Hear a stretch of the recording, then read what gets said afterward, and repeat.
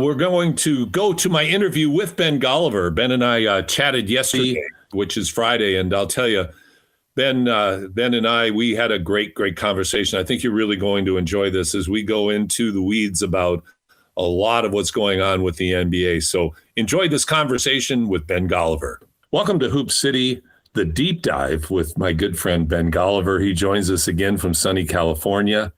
Ben, my background is not actually, I'm not courtside in some city street somewhere. I don't know if you can see my background of the hoop this morning, but I thought I'm visiting down in Iowa, and I really don't have a background that I'm comfortable with in my mom's place, and plus mom's around. So I thought we'd go to the heart of what we're talking about, the love of the game of basketball. I love it. What part of Iowa are you in? Is it Caitlin Clark country or somewhere else? All of Iowa is Caitlin Clark country, and we all take ownership of Caitlin. She's from down by Des Moines. We're in Northeast Iowa, about 2.5 hours from where Caitlin grew up. And, and maybe we'll have time to touch on the WNBA today, but, because we all want to see Caitlin play again. But, man, oh, man, that's a group that just can't seem to get out of its own way right now. So, but we really have to start on the Eastern Conference, Ben, because, Eastern Conference is much more interesting than it's been for a long, long time. There's 10 teams over 500. Used to be like 5 or 6. The Charlotte Hornets are a revelation. And why don't we start with them? Of course, the play of Con Kneppel has been fantastic all year. The guy I think continues not just to make believers, but to demonstrate how important being a great basketball player is in the NBA. Not just a great whatever, but he's the full package. But talk about the Hornets. This ain't the Hornets we're used to at all. What's taking place here? No, very well said. It looks like a whole brand new team, and it's not even the same Hornets team that started the season. I mean, they were one of the worst teams in the league for probably months to start this year, and they've just had this incredible turnaround. I see a couple of big developments, but I think most of them go back to coaching. When they hired Charles Lee, he was a former Celtics assistant. He first got there, the idea was he was going to bring over a lot of the Celtics philosophies. And the first year, it was like he brought all the bad stuff about the Celtics and none of the good stuff. So they're just shooting a million threes. They're getting up and down the court fast, but they're not really playing that hard defense, that togetherness that we know about the Celtics. They weren't really making the threes as well as the Celtics were. And it just felt like they were not as disciplined as the Celtics. It was very much freelance basketball, and LaMelo's just going to kind of try to put on a show every time. LaMelo Ball, it had been his team in Charlotte for pretty much his entire career because he's a top draft pick. He's very hyped. Everybody knows about him coming out of high school. And so he sort of did whatever he wanted. And that led to a lot of clashes with coaches over the years where he was even getting sit down at times in fourth quarters, not playing in crunch time because he wasn't playing defense. He wasn't really playing basketball the right way. Now, we've seen a different version of LaMelo Ball this year. It's like kind of the light went on for him where he gets off the ball much more quickly. They keep the ball moving. His usage rate is down. His shots are down. It's a much more team-oriented offense. The way I would say it is this is no longer LaMelo's team. This is everybody's team. A lot of people are empowered. Now, the benefit of that is you mentioned Con Kneppel. What an incredible draft pick for them. They actually took him higher than a lot of people expected if you go back to like the middle of that draft cycle. But he just kept rising up the boards, and they made it just an incredible pick there. And he's in the race for Rookie of the Year. He might win it if Cooper keeps having some injury issues because he is such a complete player offensively and defensively. Incredible three-point efficiency, so he has tons of gravity when he's out there, but also works hard defensively, very smart, good hands, good feet, all the stuff that you're looking for from a prospect. And then their other important player is Brandon Miller, and he was a good example of what happens if you try to be the Celtics and you take it too far. Last year, all Brandon Miller did was shoot three-pointers. Almost like 60% of his shots were threes. He was never getting to the free throw line. He was hardly taking any twos, not really doing a lot at the rim. And you're thinking this guy was the number 2 pick in the draft, an incredible athletic forward, big 6'9", 6'10" body. He should be in the dunk contest. He's got that kind of athleticism. And all he was doing was chucking threes last year. And they made the right adjustments there. Fewer threes from him, attack the basket a little bit more, get to the free throw line a little bit more. I think there's still more progress for him to show. I think he can be even better than he's looked this season, but he's been an optimized version. And so now you have your 3 best players all playing well. The Hornets are finally healthy, which has been a big problem for them in the past years, and their energy is contagious. Everybody's working hard. The other night they beat the Celtics in Boston, and to me the most impressive play of the night was LaMelo Ball, a guy who's never been known for his defense, never been known really as that team first type of guy. It's more about individualism. That's his reputation. The Hornets were up 20 points in the second quarter, and he went sprinting back in transition to deliver a hard foul on Jaylen Brown to prevent a dunk and make him or earn the points at the free throw line. That's great basketball, and that's what everybody wants to see from these young, star level players. And LaMelo Ball was doing it, so they have a lot to be excited about. And we can start, saying this could be a playoff team. I mean, they could keep climbing up into the top 6 seeds. They could win a series. I mean, this is a really good basketball team that's clicking on all cylinders right now. I love the way you encapsulated them. It is just that, a real good basketball team. That was a real good basketball team. We watched the other night absolutely take the Celtics apart. They were clearly the superior team that night. And it's not just one of those emotional nights where they're hitting everything. It was a better basketball team preventing the Celtics from doing what they wanted to do, as well as imposing their will on the offensive side. A couple of thoughts on their players. Number one, it's nice to see LaMelo Ball round into this form. The Ball brothers, the Ball family, they were such a lightning rod of controversy because of Dad's high profile, which has been great for the game to have that disappear. Just that's a addition by subtraction right there. But I think it's exciting to see LaMelo, who has been like you described. He was kind of just a free ranger out there, just doing his thing, kind of like a pickup player. He's a serious NBA basketball player now, who's principally leading this team as a point guard and distributing the ball, along with having his abilities offensively to score. You talked very well about Khan. And they've got great role players. I think you mentioned a key element, though, and this kind of strikes to something you and I have touched on. We give Oklahoma City a lot of credit, but it's the fact that it seems like there's a greater awareness in the NBA than in recent times of each team trying to identify its strengths and build what they do around their talent, as opposed to let's play like I was just at the Celtics. Let's play like them. And, right. That is a live by the sword, die by the sword thing. And you got to have the guys they have to be able to pull that off and win a championship. What are your thoughts on that? No, it's a great point. I mean, look, that's like the age-old thing is like, does the coach start with the system and then try to find players that fit it? Or do you start with the players and then craft your system around the players? I think in the NBA, because it's so fluid, players change teams so much, there is a temptation for coaches to have a certain way they want to play. And obviously Boston was doing a lot right. So, it's a copycat league. If the team's out there winning 60-plus games, some of their philosophies are probably transferable, right? I mean, there's going to, Celtics people are going to say, well, we got a secret sauce up there in Boston. And that may be true. I mean, it's an incredible franchise, but there's probably some things you can take from it. But, you have to make it your own. And I think what, Charles Lee's done there in Charlotte, the idea of like Joe Mazzulla being this taskmaster coach, always staying on his guys. We're never going to take a night off. We're going to try to get the most out of our talent. That's really what I'm seeing come through with Charlotte. And that was the type of team where I always felt they were too loosey-goosey. It's like they come through town, they're young, they're not really taking the layup line seriously. Like that was their reputation for a long time. And it's one of those deals where the expectations are just low. They haven't won in a decade. They haven't been to the playoffs. And so that starts to sink in, and guys are like, oh, well, we're just here kind of going through the motions. And Charles Lee said, no, we're not doing the motions thing anymore. We're out here to really play seriously. And I think that they did a nice job of collecting some guys around the edges who you're talking about, the role players who have that kind of spirit. You look at Diabate, the center. I mean, that guy is out there hungry for every single rebound, and he's moving around on defense, moving around on offense, and he's versatile enough where even though he's not a shooter, they can still play a spread 5 offense where he's out of the paint and he's just setting screens at the top of the key, diving in. And so everybody else has a lot of room to work. And so it's a nice fit. It's a little bit of a tweak on what Boston was doing because they had so many big guys who could shoot, like Horford and Porzingis, but it's still, it's their own twist on it. Kalkbrenner's the same deal, the other center in Charlotte, where he's not going to clog the paint, right? He is just and he'll crash the glass if you need him to, but he's going to be out of the way and creating room for everybody else, which is very helpful.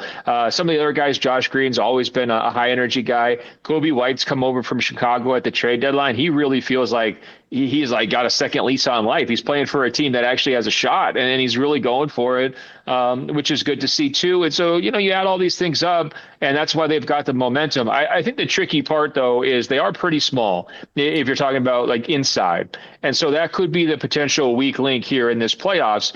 But at the same time, you look at Indiana, and last year, Miles Turner didn't have the greatest postseason. He's that traditional center, but there was a lot of times where if he's not making shots, it feels like he's not really doing a ton to help.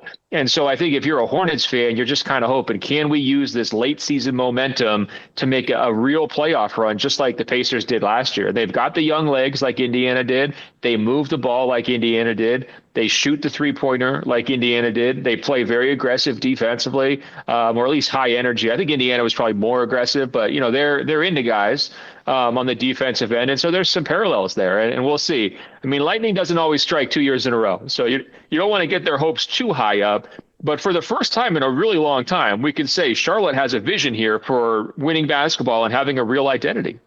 Well, and you used a key word that is not familiar with many Charlotte fans, and that's the word hope. Right. they have hope, and they're seeing that hope come to fruition. It's exciting to see. Every year, you want to see which team figures things out and why, and you don't know at the beginning of the season what ingredients are actually going to fit together. Kneppel, you mentioned Kalkbrenner. I think he's not a game changer, but what a valuable asset to have to come in. He protects the rim really well. He finishes around the rim well. Great addition to the team. So it's very cool. Now let's jump over to the Cavs real quickly. We don't have to spend much time on them, but once again, are you seeing the momentum continuing in a positive direction with the addition of James Harden? And now that they're getting a bit healthier, do you see the potential for them to be a real force or a in the mix of the conversation when the playoffs come in the Eastern Conference? Oh, no question they're going to be in the mix. I mean, they have a lot of talent. You just look at the names: James Harden, Donovan Mitchell, Evan Mobley, Jared Allen. Those are real names, and you look around the Eastern Conference, there's not that many teams who have that type of star power that would be healthy, out on the court currently.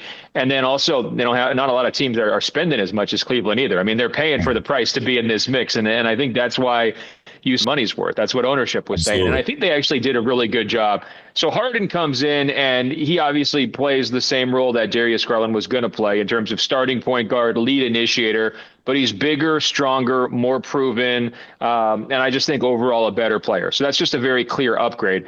The other trade they did that didn't get as much attention is they sent out DeAndre Hunter. They brought in Keon Ellis and Dennis Schroeder. Now, Keon Ellis is a really interesting addition for them because he's that scrappy defensive guard who's going to kind of get after people and just, be physical, be annoying. And you need to press full court. He can do that. And now you have this combination of him and Jalen Tyson, who's a guy who they've been cultivating for a while. It gives them a level of grittiness that they didn't have in last year's playoffs. It felt like when that series against Indiana got away from them, it was because Indiana was going on like 22-0 runs. And you're looking around saying, are they ever going to get a stop, or is this just going to go on forever, right? And I don't think that's going to happen in this year's playoffs. They have a little bit of a different identity with those two guys, both being, physical perimeter defenders. And Schroeder, He's not the world's most physical guy, but he can also press full court. He could just be aggravating. It's just a little bit of a different feel. I just thought Cleveland was soft last year when they got to the playoffs, and they were just a little bit of a pushover.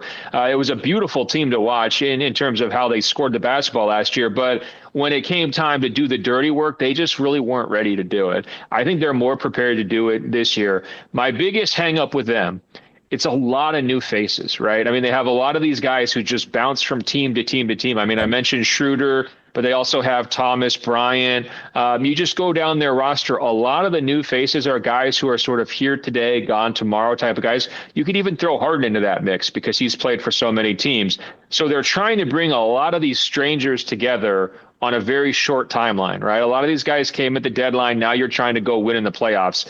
That usually doesn't work. You can bring in one guy and it could be transformative and you can go on a run, but often it's hard to get that chemistry and that cohesion together on a short timeline. So that's my biggest question for them. But I think they have to be feeling great about the trade deadline. I think they're looking right now as the biggest winners of the trade deadline with the moves they made.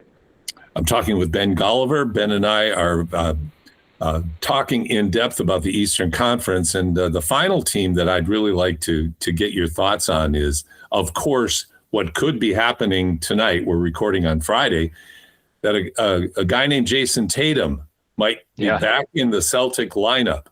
A remarkable, just lightning fast recovery from an Achilles rupture last year, coming back into a team that has exceeded expectations this year. I think we as well as the Celtics have played, as good as they are, it's still hard to see this lineup going deep into the playoffs in a 7-game series, I think. But the addition of Tatum, exciting on one hand. I don't know if the right word's concerning, Ben, but it's a question mark.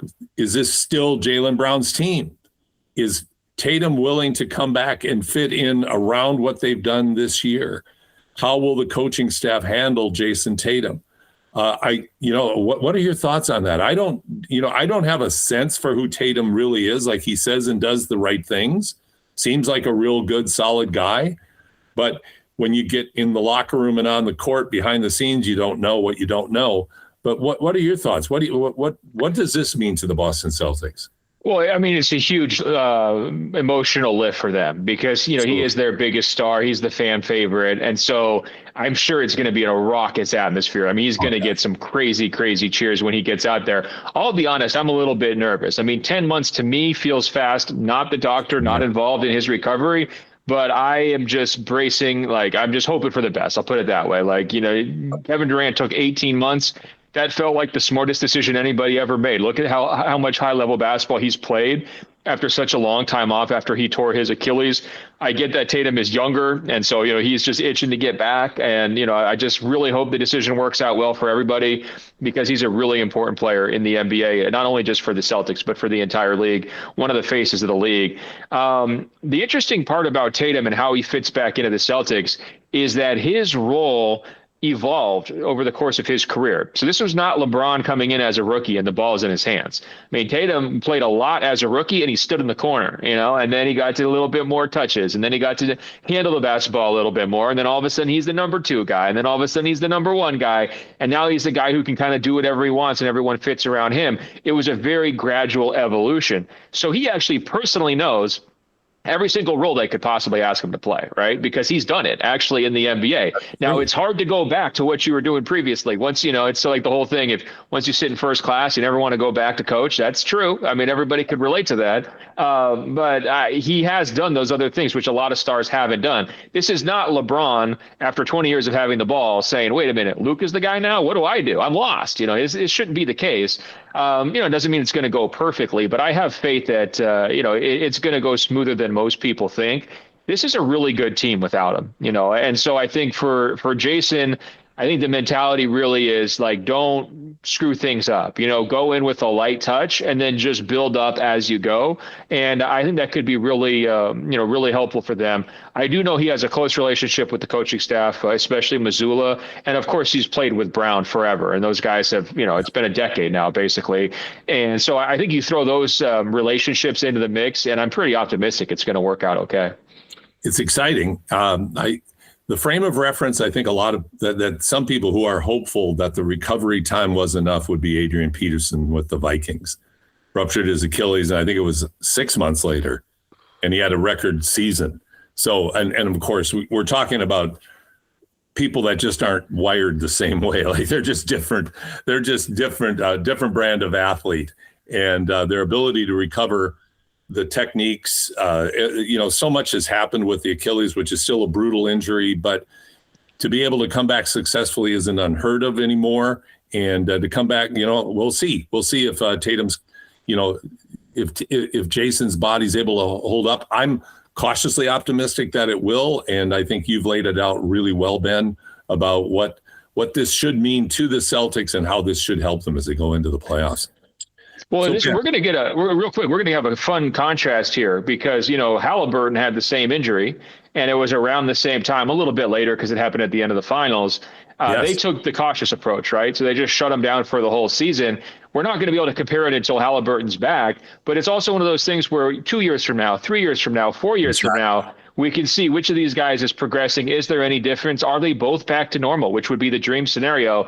If that's the case, that would probably help ease my concerns. But you go down the list of guys who have had Achilles injuries in the NBA, and of course, this is going back in some cases to the 80s and 90s, and it's a career-altering injury. It has been in a lot of cases. It doesn't have to be. Like you said, there's been a lot of progress, and Kevin Durant's a shining example that you can come back from this thing. But I do think the fact that these two teams have played it differently, Boston and Indiana, it's going to give analysts like us, something to be tracking here over these next couple of years. Who did it better? Who's back up to speed? And we're going to be able to ask those questions. Well, and in Indiana's case, they have nothing to play for. So Halliburton coming back, like that's a big why. Why in the world would you risk that to come back to a season that a lot of advantages to the amount of L's they have in the column right now in terms of what it looks like when the draft comes around. So it'll be interesting. It'll be real interesting to see. I'm excited. I feel for anybody who's had an Achilles injury. I've had it and it's miserable. And to see a guy work that hard, come back this quickly, and if he's able to meaningfully contribute and help this team, which has just been fantastic and exceeded expectations at the level that they have this year, it's exciting to see. Ben, let's jump over to the West. Thunder have stabilized what people thought might be a little bit of a wavering in terms of their ability to be seriously considered as the team that is heavily favored to repeat again this year. They're 8-2 in their last 10. SGA is back. He's playing like SGA did. Real nice, real fun game to watch the other night against the Knicks. Mike Brown afterwards was pretty salty. Adding to the choir that has grown about SGA's ability to bait the officials into making calls. Nobody does it better.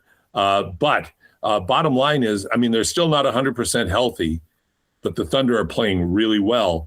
And it's not all the same names as last year. Yeah, with Jalen Williams out. The other guys, like we've talked about often, and a lot of people have pointed out, this is a great young team with incredible depth of talent, and they have been awfully tough to deal with. Well, I think, they are a sleeping giant, even though they're the number one seed, because they would be so much better if they had anything close to normal health this season. I thought they have survived the Jalen Williams stuff incredibly well. They had Hartenstein out for a long time. He's crucial to their wins, losses. They survived that very well. I thought Shea goes out, it's sort of like with Joker going down with Denver. I thought both teams were really going to show it in the standings without their main guys. They survived Shea's absence quite well, and it was so great to see him back on the court this week playing high-level basketball. I guess it was maybe last week when they were playing the Nuggets, and it was just a fantastic game where it got real chippy because of Lou Dort. But, great moments from Shea, great moments from Joker. It's not the perfect MVP showdown because they play such different positions and different styles, but you're really seeing great stuff from both those guys, and it was really nice to see Shea back. What's so impressive about Oklahoma City, their ability to mix and match the lineups throughout all these injuries, right? It's like they have different guys who can plug in. AJ Mitchell was looking like a really key player earlier in the season. Well, maybe he misses time. Well, now Cason Wallace gets the opportunity to step up and do a little bit more. Just their fluidity in terms of being able to, redefine who they are on the fly it's incredible. It's honestly, it's a reason why Mark Daigneault should get mentioned in the Coach of the Year conversation again. He's not going to win it this year. There's a lot of good candidates and people higher than him on the, most people's ballots, but he does a great job in terms of always putting out five-man lineups that make sense and that, support each other and fit together well. Of course, it starts with the defense. I mean, that's their bread and butter. And if you always play elite defense, you're always going to have a chance, right? And that's sort of been their mantra. I think that they should still be viewed as the championship favorite. This is a wide open race. We're talking about all these different teams in the Eastern Conference who maybe have a shot to get in, whether it's Boston, Cleveland, New York, Detroit, of course, the number one seed over there. And there's been some interesting challengers in the West as well. San Antonio, Denver, Minnesota, the list goes on. So right there, it's almost 10 teams who have a chance at the championship. And that was Adam Silver's vision. We want to have a parity league where everybody's got a shot. But even with all of that being said, Oklahoma City looks like the best team in the league, even though they've been playing with like 75% of their guys healthy. If they can get healthy before the playoffs, right? If they can work Jalen Williams back in, if some of these other guys could just, maintain their health, they have a talent, experience, and cohesion advantage over everybody, right? So I think they still deserve to be viewed as the favorites, even though they're not really getting as much hype right now as they did at the start of the season when they started 24-1 and everybody thought, oh my God, 74 wins, here they come, right? Yep, absolutely.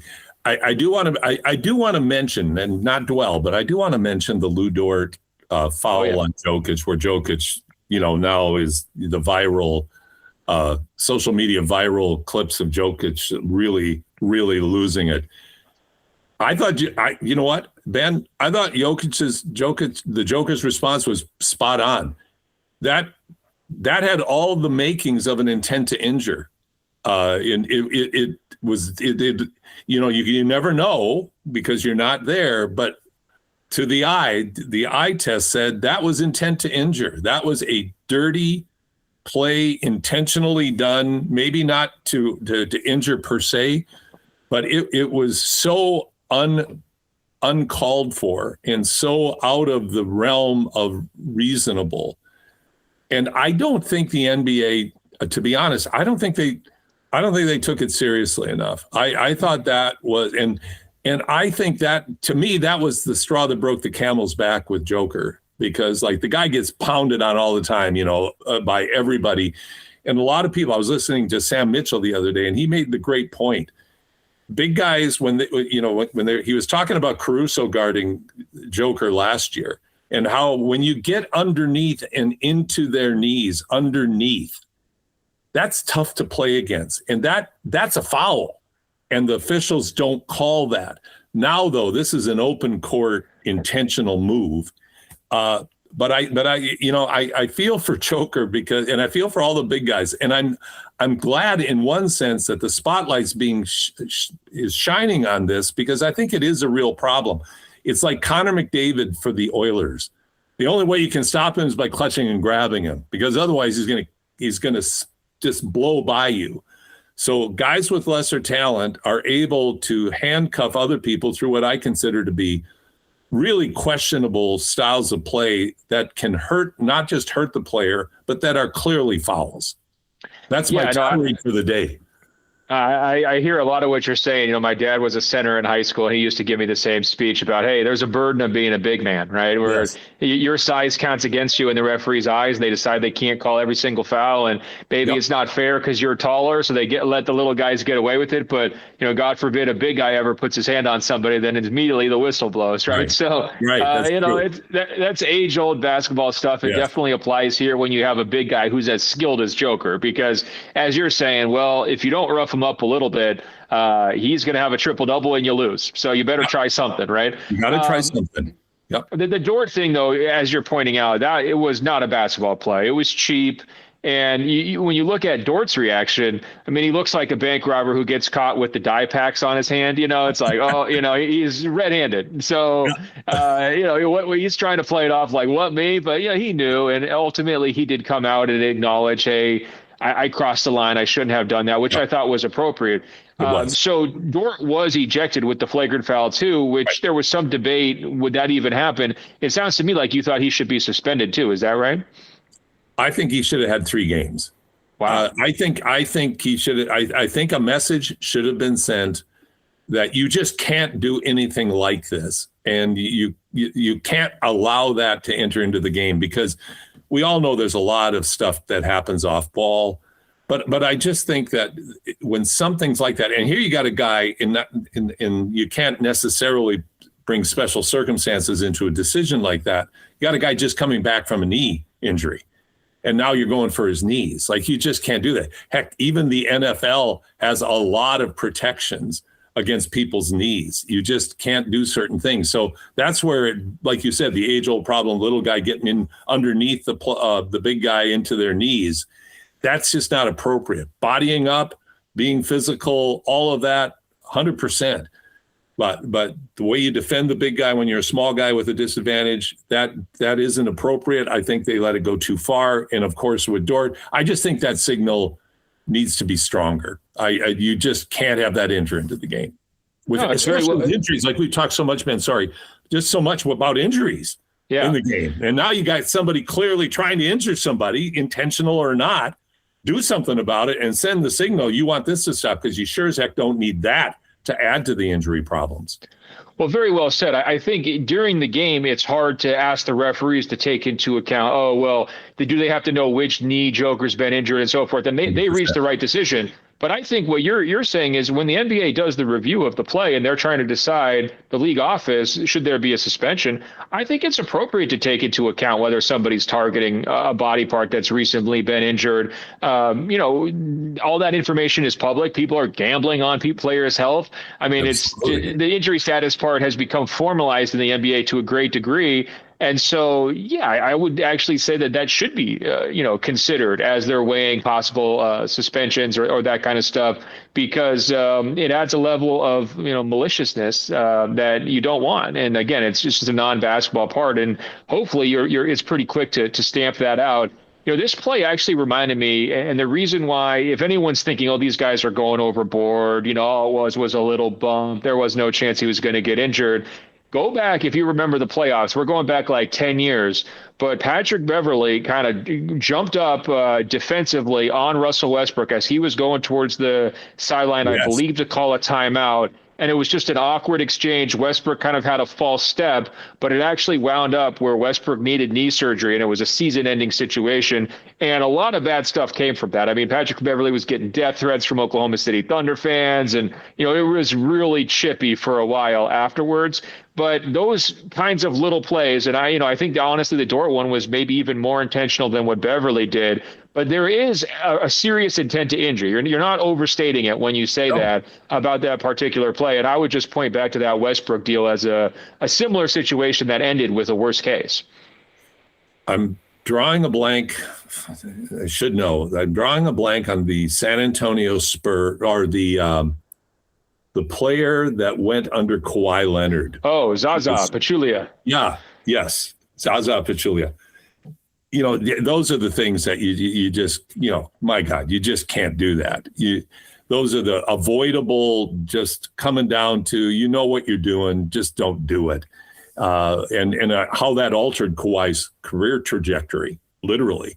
So anyway, but it'll be interesting to see how the rest of the season unfolds, but it kind of lends itself then to the reputation the Thunder have, and everybody's going to poke at the top dog and say, oh, they're dirty, they get away with everything. They don't, Shea doesn't get, he's getting all the calls, going to the free throw line. So it makes a little intrigue. I'm going to start. Well, it's better though, because, last year they had the chance to be America's heroes and they were not embraced. People, they showed respect to the Thunder, but this was not a beloved team.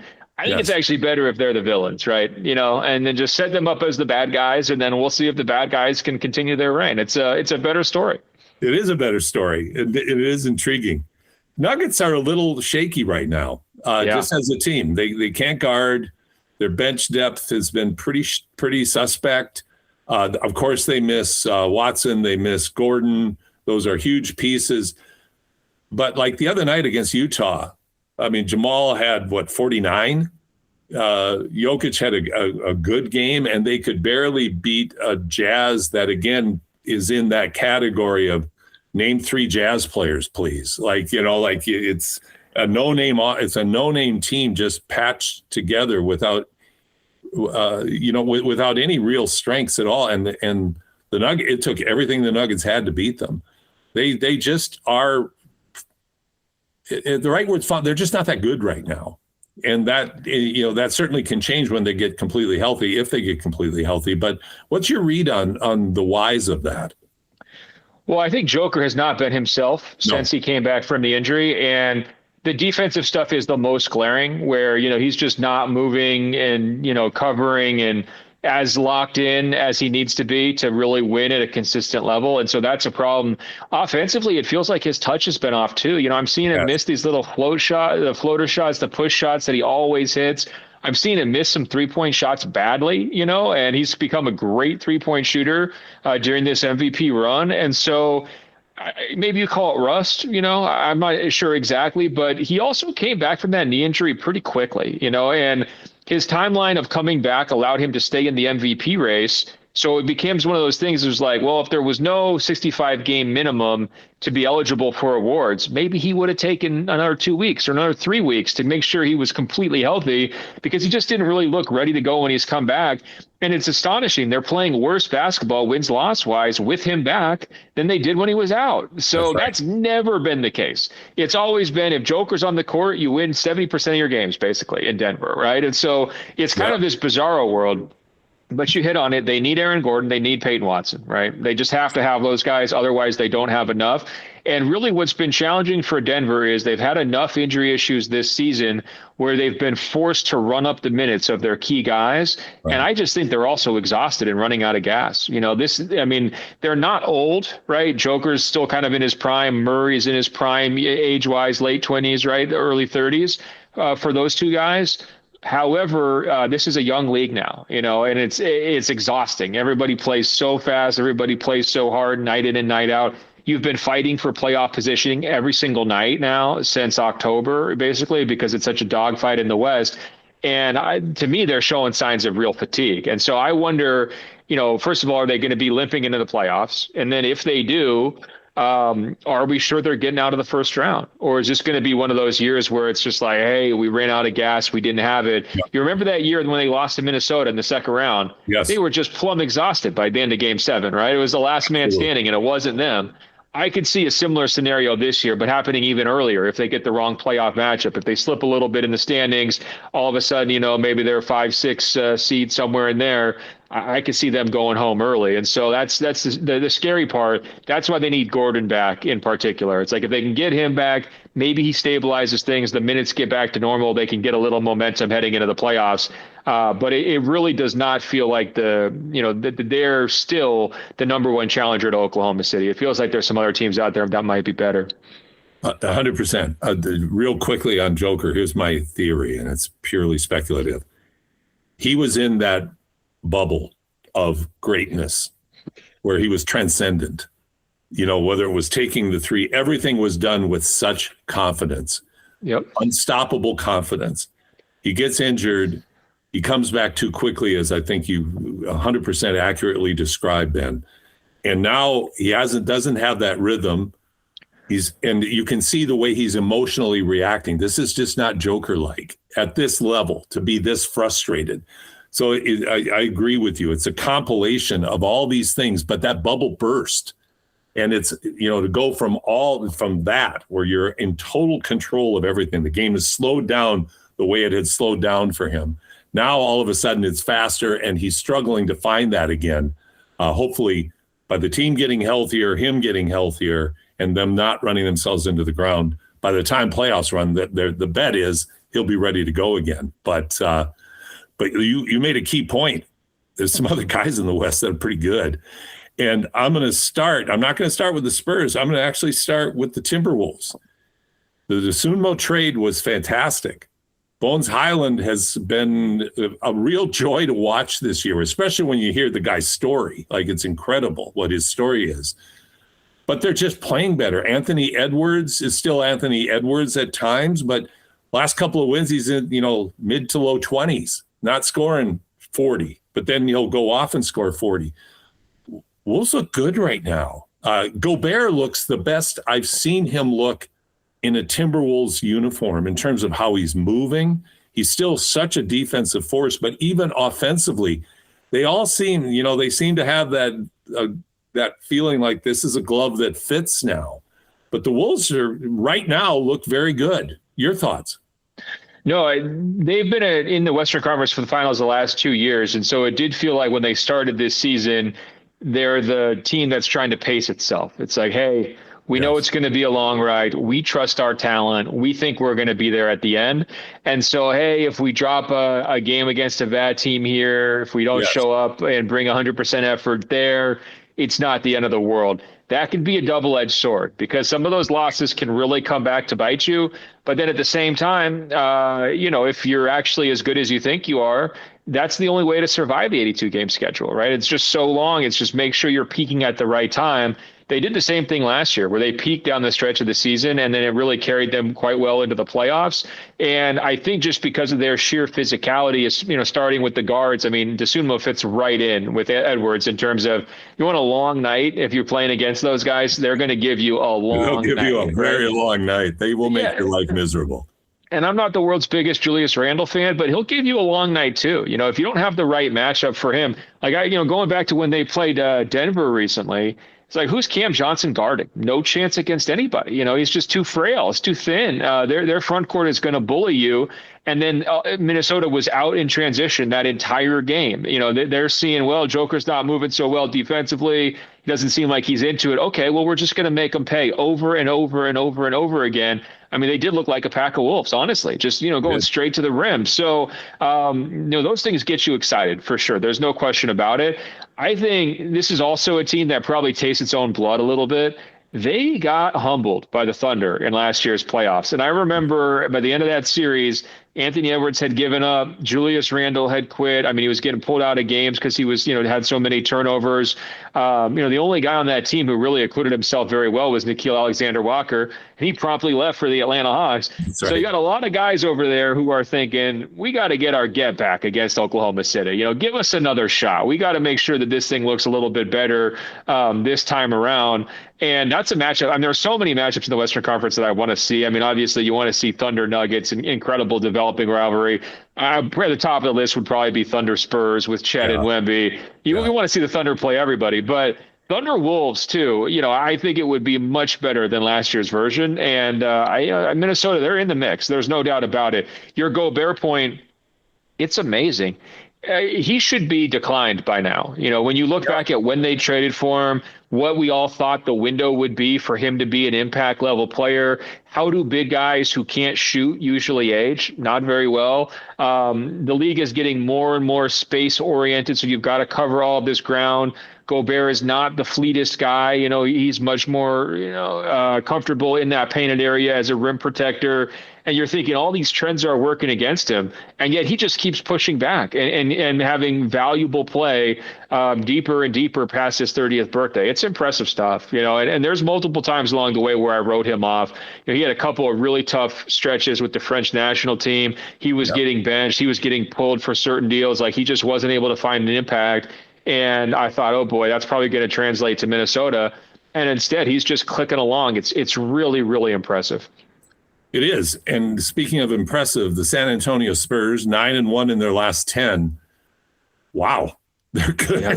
They're really good. Wemby's really good. But it just goes on and on who's playing extremely well for them. They've got belief. They've got the fever. They love to win. I'm so impressed with Wemby.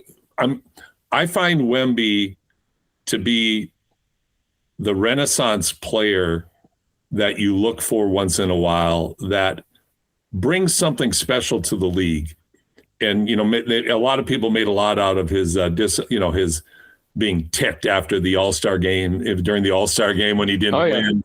2 years in a row. 2 years in a row, the All-Star game, and he was mad both times. Bad both times, and the way he handled his off-season last year, like he's a different cat in a refreshing way. It's not that arrogance that permeates a lot of players in terms of how they carry themselves. Like the guy's competing, he's trying to get better. And that's from the outside, of course, looking in. But and then adding the fact he's incredibly skilled and he's 7'5". Like it's a revelation. But what fun to watch the San Antonio Spurs, the proud franchise that went through so many years of such a downturn, but stayed the course. And now this is their team again. And this is definitely a Spurs team, which is somewhat unique in the NBA. Well, I think the key thing to watch for them with the playoffs, and I'm not sure people have completely picked up on this, but Wemby missed some time earlier in the year, and he was also on a minutes limit for a while. During this regular season, he has averaged fewer than 30 minutes per game, which is a crazy number he's, to me, a top 3 player in the league right now. It's kind of Joker, Shea, and Wemby, right? Yep. So that is an incredibly low number. And so the question becomes, when you get into the playoffs, what does that number go to? We know it's going up, right? I mean, if you're trying to win a championship, you're trying to make a Western Conference Finals run, you're trying to make a push and really make a statement, and you're as competitive as Wemby, you want to be on the court. But what's the right number? If you only play 30 minutes a night during the regular season, there is going to be some question about how well does your body hold up? Yeah. What's your stamina like? If you jump from 30 to 40, it's going to show, right? And I also think if you're San Antonio, to a certain degree, you want to play the long game too. You want 10 years of playoff runs with Wemby. You don't want just 1 year of a playoff run and then something bad happens. And because of his unusual body type, there's always concern every time he takes the court that something could go wrong, right? Absolutely. Where do they land? I have no idea. I think in my mind, I'm picturing like 36, 38. That would seem like the normal number for a star level player. And so the reason why I highlight this, it's not only because it's an interesting decision for San Antonio, but when he's on the court, the impact is insane, right? It's like the on-offs when he's playing versus when he's not playing, they're a completely different team. So if you're getting 8 extra minutes of Wemby per game, if you think San Antonio looks good now at 9-1, well, what if Wemby's playing 38 minutes? They're going to look really, really good, right? And so they're another team where you almost have to put them in the sleeping giant category. It's not that they're sandbagging, because there's reasons why Wemby had to play fewer minutes, right? But if they crank it up and if he can handle it, they're a better team than even we've seen so far this year. And they've been the most pleasant surprise team in the entire league. So I see a little upside with San Antonio, and we'll see how they manage it. I have no idea how they'll manage it because they're pretty tight-lipped down there. They don't telegraph a lot of stuff. They may wait, like if they can win their first round series without running up the minutes, they may try to do that. But eventually they're going to play Oklahoma City. And if you're Mitch Johnson, it's going to be awful hard to have the 8-foot kid sitting on the bench if the Thunder are going on a run, right? You're going to want them out there on the court. Well, you are. And I think what you just did, what you just described, Ben, was that's the load management the league should be working with, is fewer minutes for your star players. I thought, I'm going to jump back to Denver, I thought the addition of Valanciunas would allow them to be a little more flexible with Jokic's minutes, but for whatever reason, they don't trust Valanciunas the way I thought they would. And there's lots of reasons for that. But I don't think it's Valanciunas. I think it's more coaching strategy. Now, Kornet, he's not a big scorer, but he comes in and he's a good player. He's a real big basketball player. They wouldn't be able to do this 30 minutes thing if they didn't have Kornet, right? Because it would really show through on the wins and losses. Kornet's a classic, just hold the place down for us and we'll get Wemby back in, right? It's not going to kill you to have Kornet out there. In fact, he's going to go out there and he's going to give you good effort, good minutes, and he's a smart basketball player. By the way, that's big elbows. And also a good podcast, because he kind of made his mark in the social media because of his protestations against Atlanta's celebrating a strip club. Yeah, Renaissance man. Yeah, he's a blogger now too. It's amazing what these guys are doing. He's coming for our territory. Yeah, I know they're infringing, but I kudos to him, by the way, for speaking up, because I thought about that and I thought, they talk about celebrating the strip club because it's a part of the what makes Atlanta. Well, dogfights are also a part of what makes some communities well, and you don't have a dogfight night at an NBA game. I respected Kornet for being vocal at a time when talking about things like that get turned into something else. I think he just took a principled, moralistic, what he felt was a moralistic pathway, Whereas on the other side with the NBA, if it's got a dollar sign attached to it, it seems like, yeah, we'll do that. Yeah. Can you bet It's on tough. that? I mean, it's really tough. Yeah, that has become the NBA's reputation. And when I was growing up, and I'm sure when you were growing up, that was not a sign of respect. If you were just willing to take any check, and I always felt like discretion was one of those values that everybody kind of agreed was the right way to do things. And the NBA has said revenue. Revenue is the answer to absolutely everything. Yeah, it's a complicated issue, but and he caught some pushback too. So I understand, all sides of the debate on that one. It just does seem like, at the very least, you would hope the NBA would have standards or like rules, and it sounds like this is okay by the NBA's rules, which leads me to believe that maybe the NBA just doesn't have standards and rules at this point, because guys are doing crypto, they're doing NFTs, they're doing prediction betting markets. I mean, there's so much that could be cleaned up if they wanted to, and it just doesn't seem like they do. You hit the key R word, revenue. That's the R word in the NBA for sure. Yeah. Last question. Reed Sheppard. I'm not saying he's the answer in Houston, but it's neat to see how Kevin Durant respects him. Do you think the Rockets coaching staff, do you think they're finally waking up to how important this kid could be, given us, Van Vliet's out for the year, point guard issues? But he's such a smart basketball player who can really shoot it. I mean, you're talking high level shooter. But do you think that the Rockets coaching staff is figuring that out finally? Yeah, it seems like they might be, but it also has just kind of felt like he's never been an Ime guy. And it's tough when that happens because, so much of, it's sort of like if you have a boss at work who doesn't like you, that impacts your day-to-day life so much. And, I think there's a real pressure in Houston, despite the fact that they've had these injury issues. Like when you trade for Kevin Durant, you're supposed to be a contender. They don't feel like a contender. They can't win any of these clutch games down the stretch. It's the pairing between KD and Şengün has not really made each other better. It's more of a my turn, your turn thing. And I just don't think this season has gone the way that they were hoping it would go. And so that makes me wonder, it's like, well, does Ime feel in the heat? Is he thinking like I could be the scapegoat here? A lot of Kevin Durant teams change coaches, right? So he's probably thinking, a lot of times when coaches get in that spot, their mentality is I'm going down with the guys that I trust. And it just really has never felt like he's trusted Reed Sheppard. Now, Reed Sheppard brings a lot to the table, like you're saying with the shooting.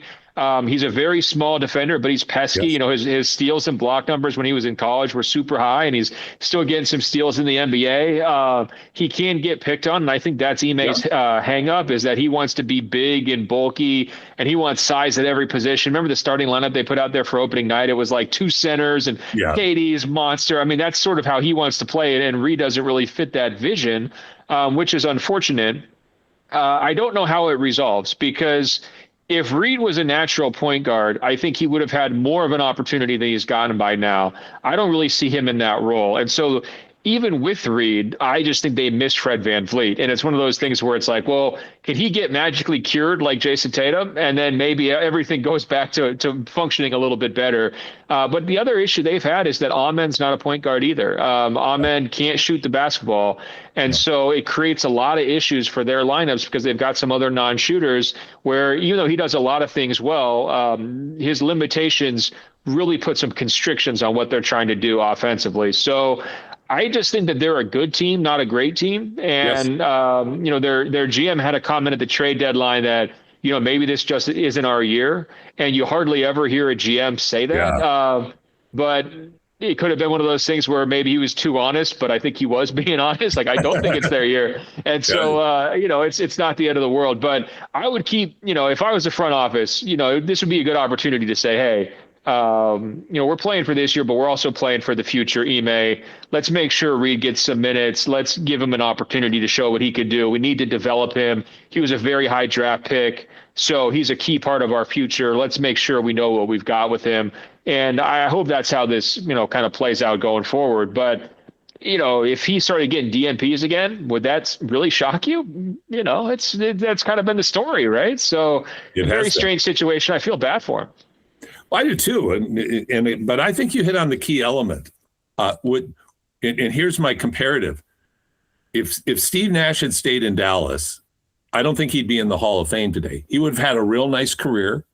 It would have been great. But when he went to Phoenix, 7 seconds or less, and it became his team, it transformed his career.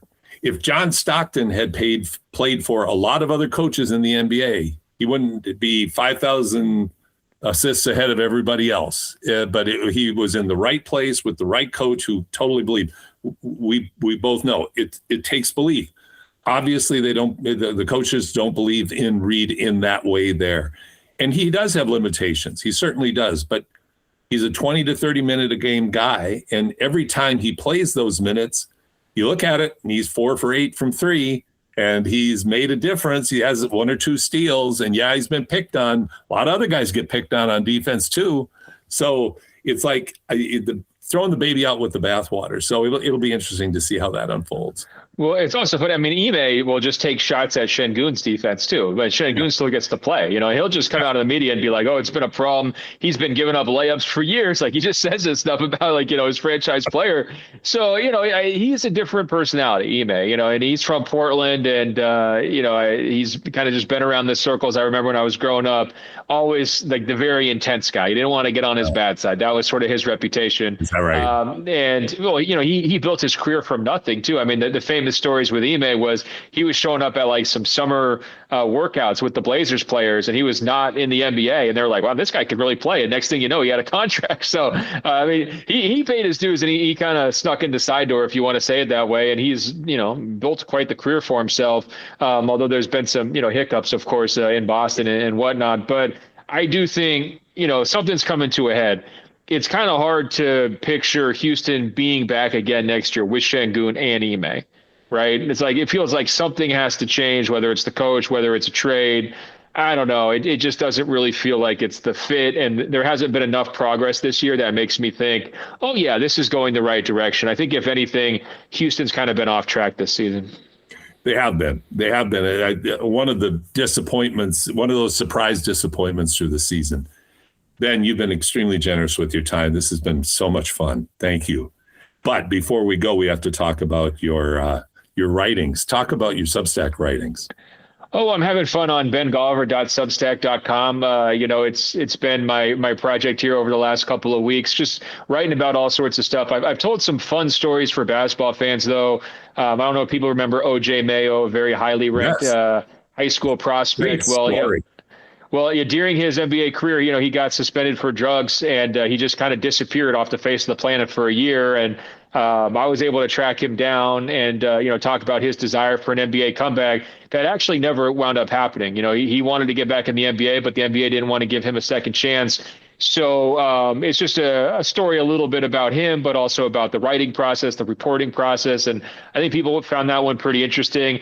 I also did a little trip down memory lane about the NBA's lockout league. You know, when the NBA locked out the players in 2011, a whole bunch of guys went to Vegas and said, we're going to start our own league. And needless to say, it didn't go so well.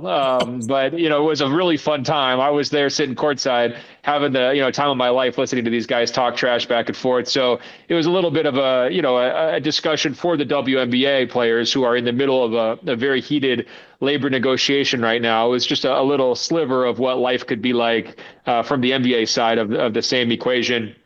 And then the other day I wrote one about getting to see Michael Jordan in the 1996 Chicago Bulls when I was 12 years old, and how that was just the coolest thing I'd ever seen, and how it kind of came full circle because I got to cover the Golden State Warriors in 2016 when they actually got the 73rd victory to pass the record 72 wins for the 1996 Chicago Bulls.